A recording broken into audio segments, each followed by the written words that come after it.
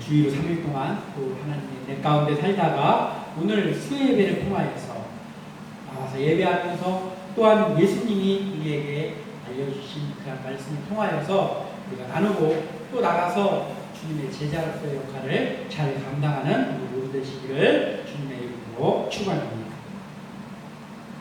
자, 우리나라는 또 특별한 남북이 갈라져 있는 그런 특수한 상황 속에서 남자들이라면 피해갈 수 없는 한 가지가 있는 게 바로 군대잖아요. 그래서 이제 고등학교를 졸업하고 대학교를 들어갔다가 곧 정상적인 그런 제때 군대를 간다고 하면 거의 20살이 넘으면 군대를 가지 않습니다. 그래서 그 군대를 갈 때 이제 그 부모는 자녀를 뭐 남자만 가는 건 아니니까 딸도 군대 가는 경우가 있습니다. 어쨌든 그 자녀, 아들이든 딸이든 군대를 갈 때 그때 그 보내는 부모님의 마음이 그리고 또 군대를 가야만 군대에 막 가고 싶어서 너무 좋아가지고 춤추는 사람은 별로 없잖아요.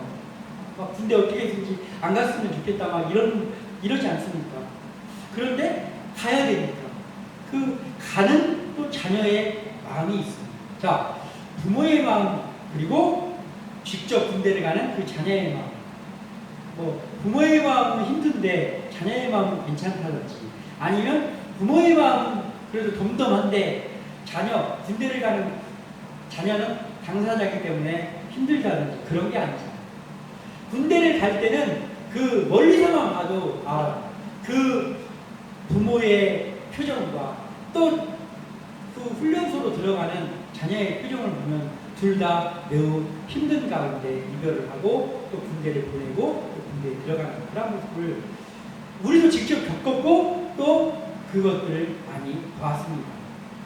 자, 그러면 이렇게 힘든 것이면 이렇게 헤어지기가 힘들고 보내기가 힘들고 가는 것이 힘들다고 한다면 그러면 안 가면 될 거 아닙니까?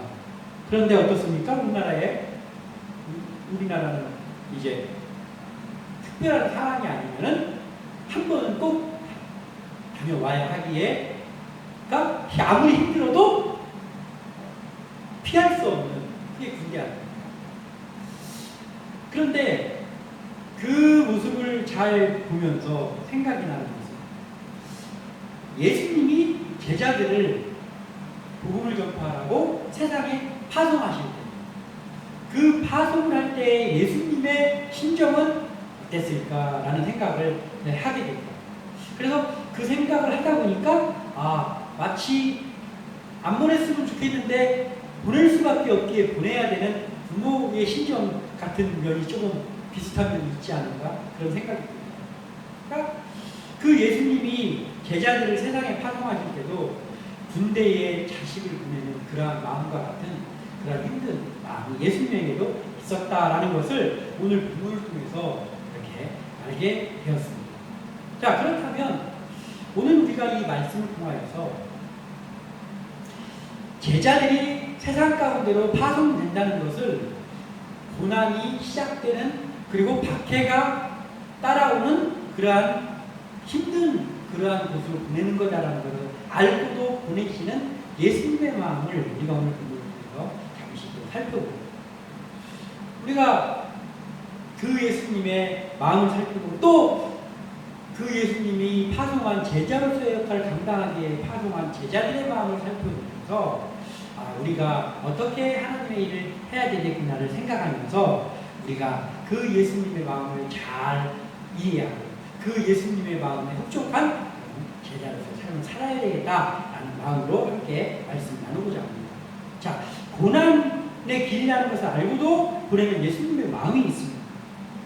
자, 예수님은 지금 공생애에서 사역을 하고 계시는데 그 사역을 하는 동안에 이 예수님이 고난을 참 많이 겪으셨어요. 십자가에서 달리신 것만 고난이 아니고 예수님이 수모도 많이 당하셨고 박해도 많이 당하셨고 무시도 참 많이 당하셨어요. 고난도 참 많이 당하셨다라는 것을 알 수 있습니다. 당연히 자기가 처신을 잘못했거나 또는 무엇을 잘못 살았기에 그러한 것을 겪었다면 그럴 수 있죠. 잘못 살아서 그런 거니까. 그런데 예수님은 어떻습니까? 예수님은 정말 그 영혼 사랑하는 마음과 또 그 대속의 길을 가기 위해서 가는 여정이 정말 한 번도 그런 일이나 또는 예수님 왜 그렇게 하실까라는 일이 없이 정말 선한 길을 묵묵히 걸어가시면서 그 사랑의 마음을 가지고 사람들을 대하시고 사역을 하셨다는 거죠. 그럼에도 불구하고 고난을 많이 겪으셨고 박해를 많이 당하셨고 무시를 많이 당하셨고 그리고 또 심지어는 미행을 맨날 당하시는 그러한 예수님의 길이었단 말이죠. 그뿐입니까? 예수님은 지금 이 사역을 하고 계시는 이 순간에 이미 알고 있는 게 있는데 앞으로 그 예수님이 무엇을 당해야 되는가를 알고 계시는 것이죠. 왜냐하면 예수님께서 이 땅에 오신 건 그 일을 하려고 오셨잖아요. 인간의 죄를 위하여서 누군가, 죄 없는 누군가가 죽어야 되는데 인간으로서 누구 대신 죽어줄 수 있는 죄 없는 사람이 없기에 그래서 하나님의 아들이신 예수님이 인간의 몸을 입고 오셨잖아요. 그러니까 예수님은 지금 이 사역의 길을 가면서도 후에는 예수님이 어떻게 되실 것이라는 걸 알고 계신단 말이에요. 그러니 얼마나 고난의 길이면서 또 얼마나 힘든 그러한 길입니다. 그런 예수님께서 본인도 그런 것들을 겪으시면서 때로는 피곤하셔가지고 주무시기도 하시고 또 때로는 시장하실 때도 있고 때로는 힘들 때도 있고 그 예수님은 그런데요. 그런데 지금 예수님께서 오늘 본문에는 이제 제자들을 파송하는 데 대해서 말씀을 하신다는 거죠.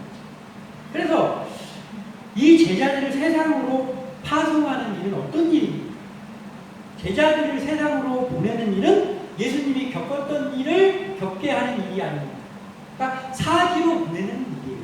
예수님이 그 제자들을 보내는 일은 그냥 예수님의 제자로서 임명해가지고 그 예수님이 그 예수님의 권세를 줘가지고 가서 그냥 일하는 그런 것이 아니고 이 예수님이 세상 가운데로 제자를 파송하는 일은 그들을 사지로 내모는 일이란 말이에요. 예수님이 당하셨던 그 고난을 그 제자들이 받아야 되는 자리요. 그리고 예수님이 당하셨던 그 박해를 그들도 당해야 되는 자리요. 예수님이 당하셨던 그 무시함과 냉혹한 그 현실을 당해야 되는 그것을 제자들도 당해야 되는 그곳으로 제자들을 보내는 거예요. 그런데 예수님은 그래도 예수님이잖아요. 예수님은 예수님이잖아요. 근데 이 제자들은 어떻습니까? 약하기가 한량없고 지식이 있습니까? 뭐가 있습니까? 아무것도 없습니다. 가난하고 천박하고 그리고 능력도 그런 사람이죠. 근데 이 사람들을 파송을 하니 이 예수님의 마음이 어땠을까? 비교할 수 없지만 군대에 보내는 자녀를 군대에 보내는 부모의 심정이 이와 조금은 닮은 면이 있지 않을까 싶다라는 것이죠. 그래서 예수님께서 오늘 제자들을 파송하는 것을 말씀하시면서 그 안타까움과 또 걱정과 그들을 불쌍히 여김과 이런 것들을 담아서 오늘 말씀을 하시고 있는 것이죠. 자, 그 당시에 지금도 마찬가지지만 그 당시에 사람들이 어땠습니까? 복음에 매우 반항적 예수님을 인정하지 않았습니다. 그리고 매우 복음에 대해서 반항적이고 반대적이고 그리고 또 악을 쫓는 세상이었다. 그래서 이러한 사람들을 예수님께서 오늘 표현하기를 뭐라고 표현했습니까? 16절에 보라 내가 너희를 보내니 양을 일 가운데로 보내는가 같도다. 이렇게 표현하고 있어요. 양을 일 가운데로 보내는 것 같다. 그러니까 이 복음에 대해서 반대하고 그리고 악을 쫓고 또한 그 복음을 전하는 사람들을 해하려고 하는 이 사람들을 물어뜯는 이리와 같다라고 예수님께서 표현하신 거예요. 그리고 그 제자들을 그곳에 보내는데 제자들의 모습을 너무 순하고 이리에 대항할 수 없는 그런 이리 앞에서 언제 삼킴을 당할지 모르는 그런 약한 존재인 양으로 지금 제자들을 비유하고 있습니다. 그러니까 예수님이 볼 때 이 제자들, 이 어리석은 자들, 이 능력도 없고 아무것도 없고 힘도 없고 이 사람들을 복음을 전하기 위해서 보내야 되는데 너무나 걱정이 되는 거죠. 마치 그 세상에 물어주는 이리와 같은 사람들에게로 보내야 돼요.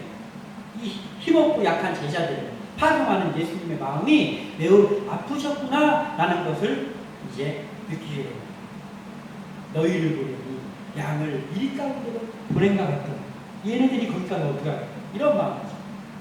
그러면서 예수님께서 이제 말씀을 하시는 것이 뱀같이 지혜롭고 비둘기같이 순결하라라고 말씀을 하십니다. 자, 예수님께서 대속의 길을 가기 위해서 이곳에 오셔서 그 예수님께서도 대속의 길은 어떤 길입니까? 십자가를 지고 죽는 길이잖아요. 얼마나 힘든 길입니까? 얼마나 고난의 길입니까? 그러나 예수님께서 그것을 알고도 그 대속의 길을 향해서 예수님이 가셨잖아요. 마찬가지로 제자들이 약하고 제자들을 그 고난 가운데로 보내지 않으면 좋겠지만 그래도 보내지 않을 수는 없어요. 왜냐하면 복음을 전파하는 일, 예수님은 십자가를 지는 일, 그리고 그 십자가를 져서 죄를 용서해 놓으면 그것을 믿게 하는 일을 해야 되는 그 복음을 전파하는 일을 누군가는 해야 된단 말이에요. 근데 그 누군가 해야 되는 그 일을 시키려고 세운 것이 누구예요? 제자들이란 말이에요. 그러니까 안 보낼 수가 없는 거예요. 안 보낼 수가 없는 거란 말이죠. 그래서 이제 예수님께서 말씀하시기를 너희들은 가되 뱀같이 지혜롭고 비둘기같이 순결하라 이렇게 말씀하십니다. 자, 뱀이라고 한다면은 부정적인 동물이잖아요. 뱀은 보통은 사탄, 뭐 악한 것 이런 것을 표현할 때 간교하고 막 거짓을 말을 잘하고 뭐 이런 것들을 표현할 때 악한 존재로 많이 표현하는 것이 뱀이 아닙니까? 그런데 오늘 예수님께서는 뱀같이 지혜롭고 라고 말씀하십니다. 왜 이렇게 말씀하십니까? 예수님께서 지금 그 제자들에게 말씀하실 때 뱀같이 지혜롭고 해서 말하는 그 뱀은 그 악한 존재, 사탄과 같은 그 존재인 뱀, 간교하기 짝이 없는 그 뱀에 대해서 지금 말씀하시는 게 아니고 그 당시에 뱀이라는 그 짐승을 가장 지혜로운 짐승으로 사람들은 생각하고 있었거든요. 그래서 그 뱀이라는 동물이 지혜로운데 매우 간교하기도 하지만 뱀의 특징이 있다는 매우 신중한 동물입니다. 그래서 매우 신중해서 굉장히 조심성이 많아요. 그리고 그 뱀을 또 잡아먹는 천적들도 있을 것이고 여러 가지 위험이 있잖아요. 뱀에게도 그 뱀은 그 위험을 감지하는 능력이 특출나요. 굉장히 신중한 그러한 동물입니다. 그래서 그 뱀이 그 위험을 잘 감지하고 매우 조심스럽고 그래서 그 위험을 잘 벗어나는 능력을 가지고 있는 아주 지혜로운 악한 것으로 비유되기도 하지만 또 한편으로는 지혜로운 그러한 동물이 뱀이었단 말이죠. 그래서 예수님께서는 이 제자들에게 너희들 뱀같이 지혜로워라 이렇게 말합니다. 그러니까 세상 가운데 나가서 그 어떤 사역을 감당할 때 말하자면 이런 거예요. 세상 가운데 나가서 그 세상 사람들을 대하면서 일을 감당할 때 조심성 없이 그냥 계획도 없이 조심성 없이 가다가 해를 당하지 말라라는 거예요. 뱀같이 지혜로우라는 거예요. 뱀처럼 더듬어보고 그리고 조심하고 신중하고 또 그렇게 하면서 이 세상의 악한 것들을 향해서 나가서 그 사역을 감당할 때 그렇게 뱀의 지혜로움을 본받아서 그 지혜로운 그러한 사역을 감당하라는 그러한 뜻에서 이 말씀을 하신 거예요. 그러면서 더불어 한 가지 더 말씀하신 것이 뱀같이 지혜롭고 또 비둘기같이 순결하라라고 말씀을 하고 있습니다. 자, 뱀 같은 그러한 조심성 있고 위험을 잘 벗어나는 능력을 갖고 있는 그러한 지혜는 있어요. 있는데 그것만 있죠. 순박한 선의 마음이 결핍되어 있는 상태에서 위험을 잘 벗어나고 그리고 조심스럽고 이런 면만 가지고 신중하고 이런 면만 가지고 있으면 그럼 그냥 간교한 게 됐어요. 그냥 그 뱀의 악함을 만든 게 될 수가 있다는 거예요. 간교한 것에서 멈추게 되면 안 된다는 거죠. 그래서 그 뱀의 조심스럽고 한 그러한 지혜로운 면을 본받아서 사역을 감당하면서 그러면서도 그 안에서 비둘기와 같은 순박한 그 선의 마음을 가져야 된다. 비둘기와 같은 순결한 마음을 가지고 지혜로 가득 차 있지만 그 지혜로움을 발휘하는 동안에도 순결한 마음으로 하나님이 기뻐하시는 그러한 마음으로 그 조심성을 발휘하면서 사역을 감당해 나가라. 아가페는 굴복하는 그러한 자가 돼서는 안 되는 이것을 말씀하십니다. 그래서 순하지만 진리 앞에 당당히 설 수 있는 그러한 순결함, 비둘기와 같은 이 순결함을 가지다라고 제자들에게 예수님께서 말씀을 하십니다. 그러면서 이제 그 바로 밑에 17절에 사람들을 삼가라라고 말씀하고 있습니다. 이 사람들을 삼가라. 복음을 박해하는 자들에게 무작정 아까 그 뱀처럼 지혜롭게 조심성 있게 되짚고 하면서 하라고 했잖아요.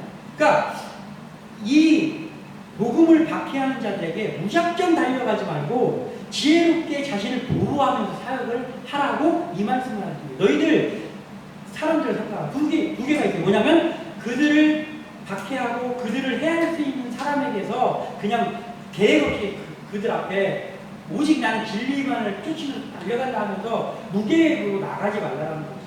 지혜롭게 모든 것들을 잘 계획하고 지혜롭게 기도하고 그러면서 그 사역을 감당하는 것이죠. 그리고 또 거짓된 자들, 거짓 스승들 이런 사람들이 그때 많이 있었잖아요. 이단 이런 사람들도 많이 있었어요.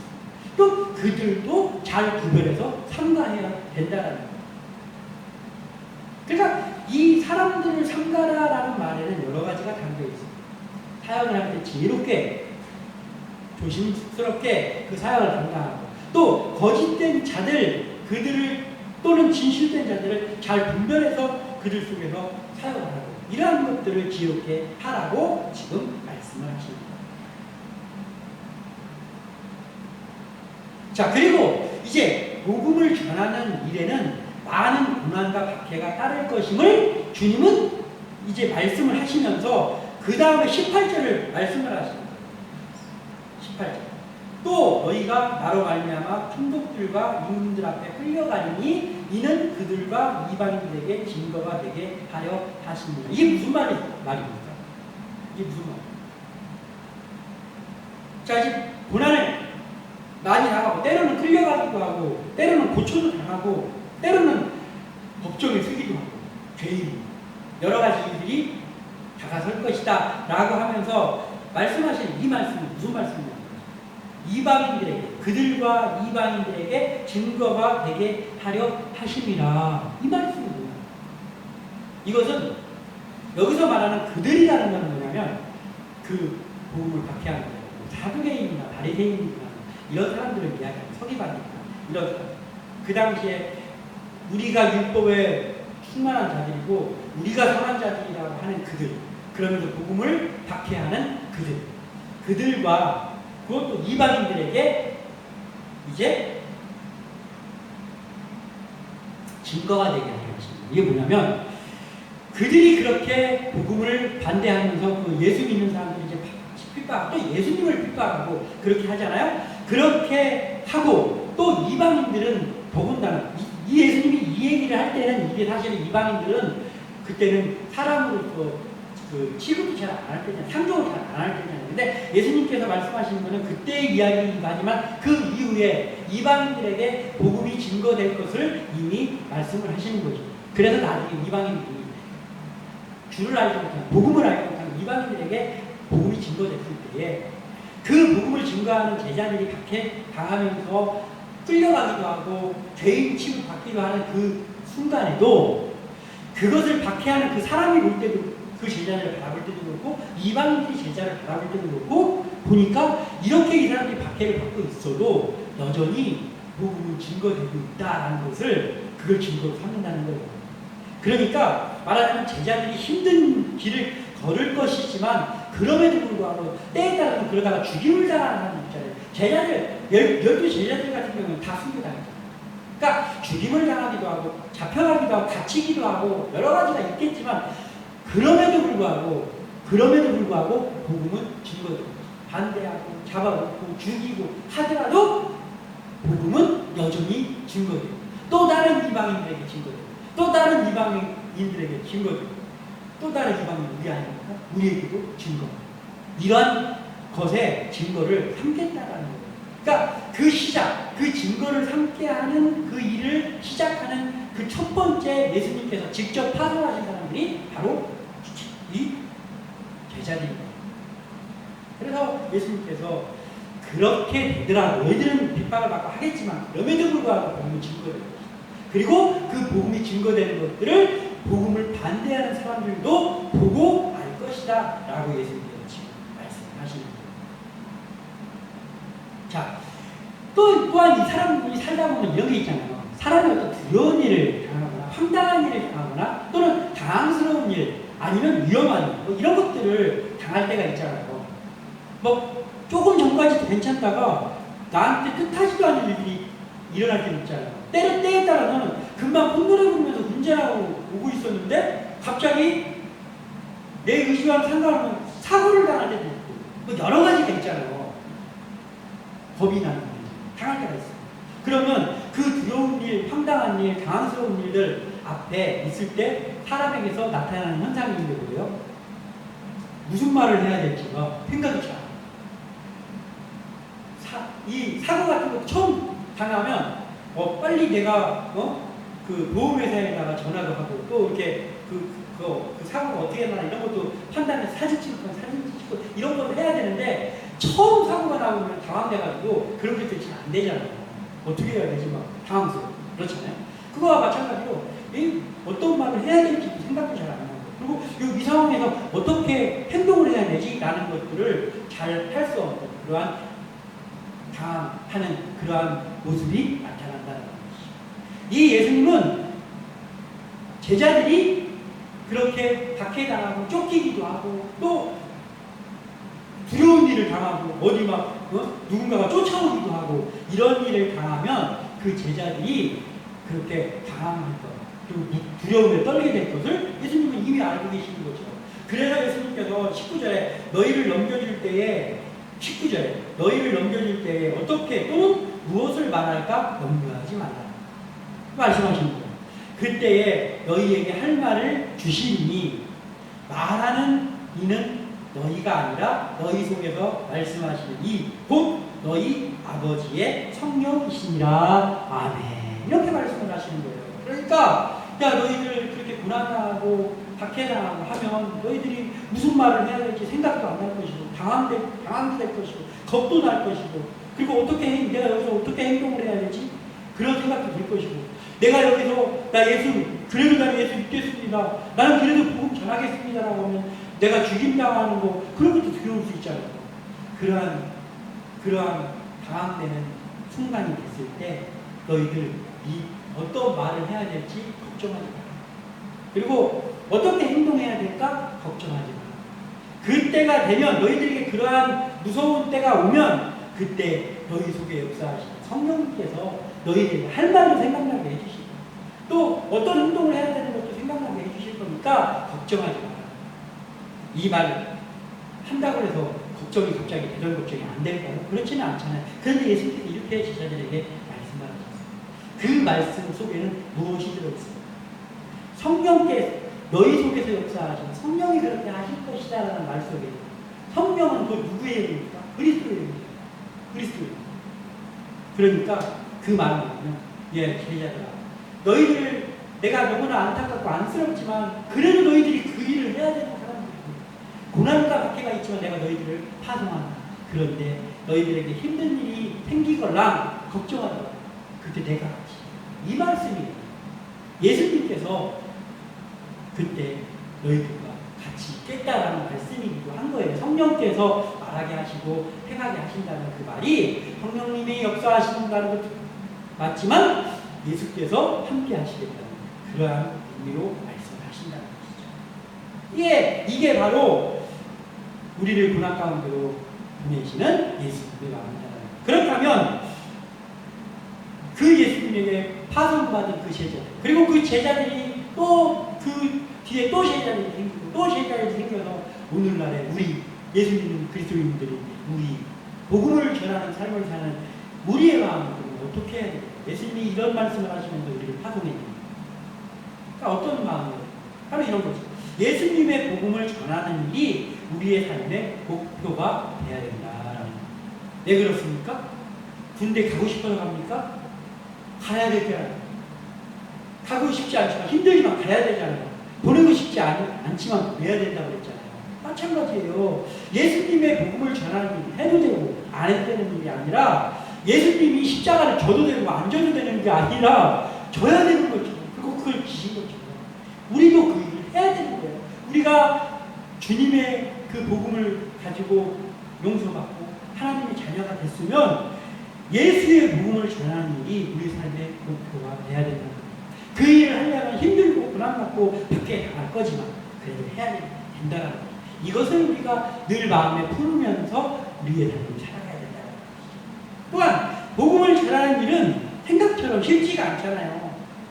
다른 일은 참 쉬운데 예수 믿으라고 일을 하는 거는 아무리 친한 친구한테도 힘들고 아무리 막역하는 사람한테도 힘들고 가족에게도 그걸 전하는 게 제일 힘들고 그리고 친하게 지내도 그 말하기는 제일 힘들어요. 그렇지 않습니까? 그리고 그 복음을 전하는 일이 두렵기도 하고 그리고 어려운 말 꺼내기도 힘들 때도 있고 그런 일입니다. 그렇지만 그 복음을 전하는 일을 우리는 해야 된다는 마음을 항상 갖고 있어야 돼요. 왜냐하면 나도 그 복음 때문에 구원을 받았잖아요. 그러니까 우리도 그 복음을 전하는 일이 우리가 해야 됩니다라는 것을 가지고 살아가야 된다는 거죠. 또한 예수님이 힘들고 안쓰러움에도 제자들을 파송하셨잖아요. 힘들고 안쓰러웠지만 이들이 가족 고난받을 텐데 이들이 박해받을 텐데 알면서도 파송하셨잖아요. 그것처럼 우리도 두렵고 힘들어도 해야 하는 사명이 복음이다라는 것을 그 복음을 전하는 일이 우리의 사명이다라는 것을 우리가 숙명처럼 받아들여야 됩니다. 그래서 우리가 다른 거는 다 천천히 하기도 하고 좀 미뤘다 하기도 하더라도 복음 전하는 일은 그 일을 하기에 항상 준비하고 있어야 되고 우리가 그 일을 잘 할 수 있게 해달라고 하는 거예요. 기도해야 된다. 이것이 바로 복음 전하는 삶을 사는 우리의 마음이어야 된다. 그리고 예수님 제자들에게 말씀하신 것입니다. 우리도 그리스도인인 우리도 세상을 살아가는 동안에 뱀같이 지혜롭고 비둘기같이 순결한 삶을 살기에 힘써야 된다는 거예요. 왜냐하면 우리도 복음을 전할 때 복음을 전하는 일이라 할지라도 그 선한 일이잖아요. 그럼에도 불구하고 지혜롭지 못하게 해서는 안 되잖아요. 그러니까 우리가 복음을 전하는 지혜롭다. 그뿐만 아니라 그 안 믿는 사람들과의 그 삶 속에서도 지혜롭게 피할 것을 좀 피하고 그렇게 하면서 지혜롭게 조심스럽게 그렇게 살아가면서 그 속에서 복음을 전해야 된다는 것이죠. 그리고 또 세상 사람들 악함을 따르는 세상 사람들 가운데 섞여서 살아갈 때도 비둘기가 순결함을 늘 간직하면서 살아감으로 우리가 그리스도인다운 삶을 살아가는 이것을 우리가 살아야 된다는 것이죠. 자, 가장 효율적인 복음의 전파는 무엇일까요? 우리가 그러면 복음 전파는 꼭 해야 되는데 가장 효율적인 복음 전파 말로 전하는 건 매우 중요하죠. 그런데 가장 효율적이고 우리가 먼저 해야 될 복음 전파의 방법은 뭐냐면 우리가 선한 삶을 보여주는 거다. 아, 저 양반이 어떻게 저렇게 사람이 괜찮은가 했더니 선비스럽고 괜찮고 아주 그냥 인격적이고 하니까 알고 봤더니 아, 저분이 예수 믿는 사람이었구나 라고 할 만큼 우리가 삶 속에서 비록 예수를 믿지 않는 사람들과의 그러한 삶 속에서도 우리는 항상 말보다 선한 삶으로 먼저 보여줘야 합니다. 그게 바로 비둘기같이 순결한 삶을 사는 거예요. 우리가 그 삶을 살아야 된다는 것이죠. 또한 우리도 제자들에게 예수님이 말씀하시는 것을 우리에게도 말씀하셨기에 우리가 그 복음을 전하고 또는 어떤 일을 할 때 우리의 지혜가 부족하잖아요. 그래서 때에 따라서 우리가 이 상황에 우리가 말을 어떻게 내가 여기서 말을 어떻게 해야 되지? 여기서 내가 어떻게 행동을 해야지 될까라는 것이 잘 생각이 안 날 때도 있잖아요. 그게 판단이 안 될 때도 있잖아요. 그때 우리가 걱정할 시간이 있으면 걱정하는 걸 내려놓고 하나님 앞에 기도하는 거예요. 주님 앞에 간구하는 거예요. 어떻게 해야 돼요? 주님 우리와 함께 하시고 성령님 우리 내 속에서 알려주세요.